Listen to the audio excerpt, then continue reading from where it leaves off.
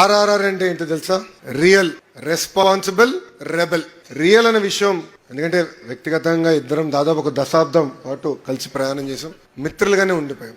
ఎప్పుడైతే చంద్రబాబు నాయుడు గారిని అరెస్ట్ చేశారో నాకు టాప్ మొదటి 10 మందిలో ఫోన్ చేసిన వ్యక్తి ఆర్ఆర్ఆర్ గారు. వేరే పార్టీ అయినా ఫోన్ చేసి జరిగింది కరెక్ట్ కాదు, లేదు మీకు అండగా నిలబడతాం, లీగల్ గా నీకు ఏం హెల్ప్ కావాలంటే కూడా గైడ్ చేస్తానన్నారు. నేను ఆనాడు ఢిల్లీకి వెళ్ళి ఉన్నప్పుడు కూడా ప్రతి క్షణం నాతో ఉండేవారు. కోర్టులో ఏం జరుగుతుంది, ఏం చేస్తే బాగుంటుందని నేను గైడ్ కూడా చేశారు. అందుకే అంటున్నా, రియల్ మనసున్న వ్యక్తి ఆర్ఆర్ఆర్ గారు. మనందరం చూసాం, 5 ఏళ్లు అనేక పోరాటాలు చేశారు. రాజద్రోహం కేసు పెట్టి కొట్టినా కూడా ఆయన పట్టించుకోలేదు. నమ్ముకున్న సిద్ధాంతాల కోసం ఆయన ముందరికెళ్లారు. మీరందరూ ఆశీర్వదించారు, మంచి మెజారిటీ ఆయన గెలిపించారు. గెలిచిన తర్వాత ఇప్పుడు ఎమ్మెల్యే అయిపోయిన రిలాక్స్ అవలా. ఇమీడియట్ గా కలెక్టర్ గారికి చెప్పి ఏకంగా ఉండి డెవలప్మెంట్ ఫండ్ ఏర్పాటు చేశారు. ఆయన స్నేహితులు, శ్రేయోభిలాష అందరితో మాట్లాడి ఆ ఫండ్ కి నిధులు తీసుకొచ్చి ఉండి అభివృద్ధి కోసం డబ్బులు ఖర్చు పెడుతున్నారు. జెడ్పీ హై స్కూల్ అభివృద్ధి కోసం 60 లక్షల రూపాయలు ఖర్చు పెట్టారు. 34 ప్రభుత్వ పాఠశాలలు ఉంటే 31 ప్రభుత్వ పాఠశాలలో బిల్డింగ్స్ గానీ, క్లాస్ రూమ్స్ గానీ, డెస్క్స్ గానీ, ప్లే గ్రౌండ్లు అన్ని కూడా ఏర్పాటు చేశారు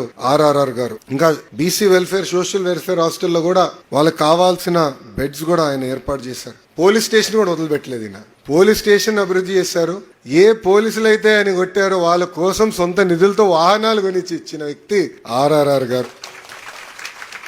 డ్రైన్స్ క్లీనింగ్ కానివ్వండి, పంట కాలువల క్లీనింగ్ కానివ్వండి, సొంత నిధులతో కూడా ఖర్చు పెట్టి అభివృద్ధి చేశారు. సురక్షితమైన తాగునీరు కోసం 34 వాటర్ బెడ్ ఫిల్టర్స్ కూడా ఆయన రిపేర్లు చేయించారు. ఇంకా ఉండి టు జొలపాలెం లింక్ రోడ్ అభివృద్ధి చేసే కార్యక్రమం మొదలు పెట్టారు. దానికి రతన్ టాటా గారి పేరు కూడా ఏర్పాటు చేసిన వ్యక్తి మన